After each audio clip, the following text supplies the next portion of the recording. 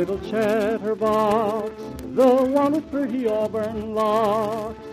Whom do you see? It's little Orphan Annie. She and Sandy make a pair, they never seem to have a care. Cute little she, this little Orphan Annie. Bright eyes, cheeks a rosy glow, they're the store of healthiness handy. Might size, always on the go, if you want to know. Hark, says Sandy, always wear the sunny smile. Now wouldn't it be worth the while if you could be like little Orphan Annie? It's 5:45 now, time to hear Orphan Annie's newest adventure. But first, if you're kind of small and thin, here's some important news about the way Ovaltine may help you to get big and husky. It's all in this letter that came from Mrs. John B. Tryon, Box 44, Florin, Pennsylvania. Listen to what she says. Our boy was weak and nervous until he was 11 years old. Then I stopped all medicine and began giving him Ovaltine every day. He is now 15 years old, a junior in high school. He is 5 feet 6 inches tall, weighs 129 pounds, and is the picture of health. I can't tell you how much we thank Ovaltine for building him up. I wish more mothers would start their children off to school after a cup of Ovaltine. Well, what do you think of that? There was a boy who just couldn't seem to get strong and husky, but then Mrs. Tryon tells us that after he started on Ovaltine, he changed in a wonderful way. He's a fine, big, husky boy now, and looks the picture of health. And how about you? Are you just staying small and thin while all your friends are getting big and husky? If you are, Ovaltine may be the very thing for you to try, too, because every single cupful of Ovaltine gives you important minerals and vitamins and things to help nature build firm flesh and strong bones for you. You just ask your mother to let you have a big, delicious cupful of Ovaltine with all your meals every day from now on, and see if you don't begin to get big and husky and strong and have loads more pep, too. And now for our adventure. Last time, you remember, Tony Ranelli was arrested by the marshal for the bridge payroll robbery. And though things look pretty bad for Tony, Annie and Joe don't believe he's guilty. And here they are now with Sandy walking along the riverbank. And listen, Joe's talking. Shucks, Annie, I don't care what kind of evidence the marshal's got against Tony. I just can't believe he's guilty. Neither can I, Joe. Maybe I'm too young to know much about life, but I do know something about people. And I just can't feel that Tony did this robbery. He's not that kind of a man. Shucks, he's got a fine family and a good job. I can't think he'd go out and rob that payroll. No one sees her the way we do. And he's such a swell kid. I'm just not going to believe his father is this robber. Neither am I. Just the same, Joe, the marshal's got an awful good case against him. I know he has.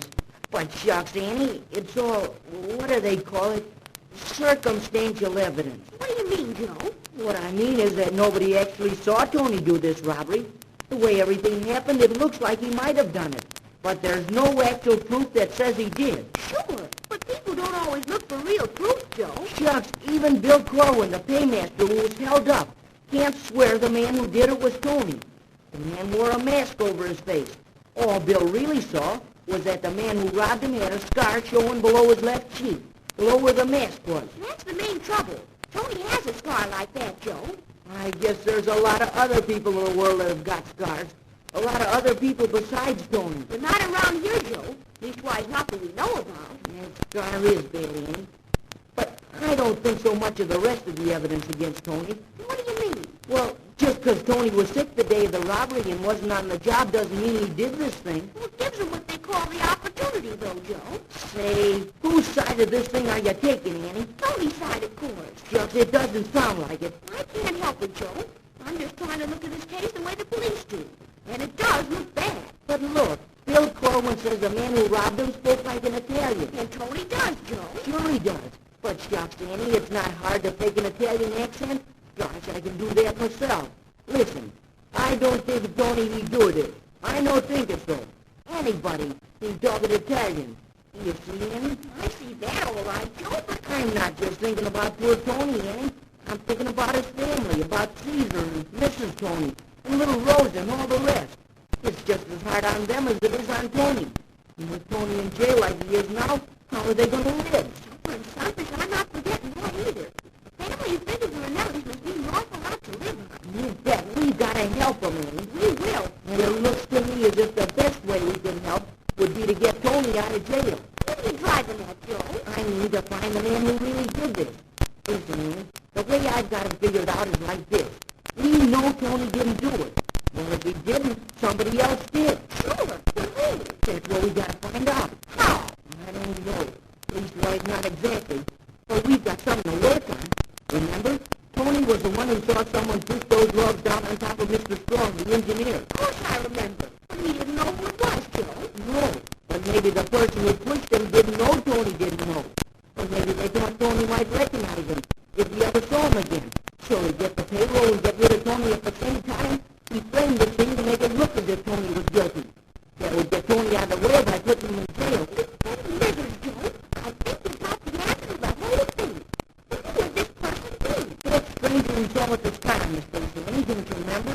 We saw him the day before the robbery, sneaking off through the trees down by the old Carson house on the riverbank. I was forgetting all about that for. And we did have a scar, Joe. You bet he did. We saw it plain enough. You and I and Bill Corwin. Annie, I think that's the man, that stranger that did this robbery. Beautiful butterflies, Joe. I'll bet you've hit it. Anyhow, it won't do any harm to do a little looking around. A little looking around where? Why, where he saw him disappear that day, Annie. At the old empty Carson house. There it is, right ahead of us. Suffering sunfish, Joe. All this time we've been walking along, you've been leading me toward this place. Did you have this all planned? Shucks, I did, Annie. You know, since this robbery happened, I've been thinking a lot. I don't know whether it'd be more fun to be an engineer like I've been planning since I met Mr. Strong, or be a detective like Sherlock Holmes I've been reading about. Golly, Joe, you've been figuring all this out. Sure I have. I hardly slept at all last night, Annie, thinking that maybe by a little detective work we might be able to help Tony. And I worked things out that it's this stranger we saw who really did the robbery. And I figured that since we saw him disappear by this old empty house, that he might be using it as a headquarters or something. Joe, maybe you ought to be a detective after all. Leaping lizards, the way you got this thing figured. Oh, it wasn't so much, Annie. Anyhow, here's the house. You want to have a look through it with me? Of course I do. Gee, this may be the means of getting poor Tony out of jail. It looks sort of awful spooky, doesn't it, Annie? But shucks, I'm not afraid if you aren't. Of course I'm not afraid. Not with you and Sandy here. Anyhow, I don't suppose a stranger, whoever he was, would be here now. If he really did steal the payroll, he'd be packed up and gone long before now. Most likely he would. But don't you see, Annie? If we can find some signs in the house, something to show there was such a man hanging around, it'd help Tony a lot. We might even find something in there that'd connect him with the robbery. Come on, let's go in. It's easy to get in anyhow. There hasn't been a door on the old place for years. Look out for these steps, Annie. Some of them are pretty rotten. They might break and let us through. Come on, Sandy. You stick along close with us. Shucks, it looks awful kind of dark in there, Annie. Sure it does, Joe. The blinds and all the windows are shut. That's right. Let's go in. This is an awful big hall, Joe. Yeah, there are the stairs going up at the end. Say, Annie. What? I just remembered some of the old stories about this house. It's supposed to be haunted. Leaping lizards, Joe. I'm not afraid of any haunts. There aren't any such things. Shucks, of course there aren't. There's no such thing as ghosts. What's that? It's just the wind, Joe. I guess it started to blow outside and it's moaning under the eaves of the house. That's it. Shucks, it sounds awful spooky, though. Well, I'm not afraid of spooks. There aren't any such things. Shucks, neither am I. Let's see what's in this room over here. I guess there's nothing in it. It sure does look empty. There's not even any furniture in it. What's Sandy whining like that for? I don't know. What's the matter, Sandy? What is it? Look at him. All he's doing is sniffing around that old fireplace. What is it, Sandy? Maybe it's just a rat or something. Old houses like this have rats, I guess. Anyhow, there's nothing about that fireplace to be sniffing at. There's nothing in the whole room that I can see. Let's look at the rest of the house. All right. Come on, Sandy. Come on, I say. We're going. Shucks, he doesn't seem to want to come. Sandy, come on. There's nothing in that fireplace. Come, I say. That's better. I'll shut the door so you won't go back in there. Sandy, sometimes you get the craziest ideas, sniffing around that old fireplace like that. Let's see if there's anything in this room across the hall. Nothing. Leaping lizards, Joe. There hasn't been anybody in here for ages. Look at all the cobwebs over everything. I guess you're right, Annie. Well, let's go upstairs. There might be something we find up there. All right. Come on, Sandy. You come along, too. But no more of that foolish whining. It's scary enough in here without you making a lot of noises. Gosh, these stairs don't seem any too solid. I guess they're solid enough. They just creak a little when you step on them. All old stairs do that, Joe. Well, here's the upper hall. It won't be hard to look around here. All of the doors are open. There's nothing in this room. And there's nothing but old cobwebs in this one, Joe. Let's have a look at this last one. Right. Nothing. There's not even been anybody here, Joe. Look at all the dust on the floor. Not a mark in it. I guess you're right, Annie. Looks to me as if we'd drawn a blank, Joe. Yeah, it sure does. It's a cinch there hasn't been anybody up here for years. I guess we might as well go down. Yeah. Maybe I'm not such a good detective after all, Annie. Well, anyhow, Joe, you thought this out pretty well. And you had to try. Look at Sandy, Annie. What's he sniffing around that same door for? I don't know. What is it, Sandy? It must be just that old rat in that fireplace in there. That's what it is, all right. Sandy, you can't go in there. Come on, Sandy. No more of that. We're going home. Shucks, Annie. Look how dark it is out here on the porch. Leaping lizards, it's getting late, Joe. I didn't know it was getting dark already. Shucks, I'm sorry, Annie. I thought I had a good idea about this stranger that might have done the robbery. But I guess I was wrong. Well, it was a good idea, Joe. You can't help it if we didn't find anything. We better head back across the fields to the silos. Yeah. There were no signs in that house that anybody'd been there. I know it. But just the same, Annie, I can't believe that Tony did this robbery. Neither can I. Somebody else must have done it. But shucks, I guess I'd make a better engineer than I would a detective after all. I guess maybe it'd be fun to be a detective. But gosh, you have to really find out things, and we didn't find out anything. There were no signs that anybody had been in that house. We certainly didn't find any, Joe. But, say. What? Look, Joe. Look where? Back of the house. Don't you see it? Shining through the blinds from the windows in that room where the fireplace is. Gosh, I do see it, Annie. It's a light. Yes, sir. That's just what it is, Joe. A light. But to make a light, there has to be someone there to make it. That's right, Joe. And leaping lizards, right now, there must be someone there. Maybe your detecting wasn't so wrong after all, Joe. Because where there's smoke, there's fire. And where there's a light in an old empty house, there's someone making that light. That's right, Annie. Where there's a light, there's someone making that light. And it's in the same room where Sandy made such a fuss about that fireplace. Can there be anybody in that room? And what is the mystery of this old house on the riverbank?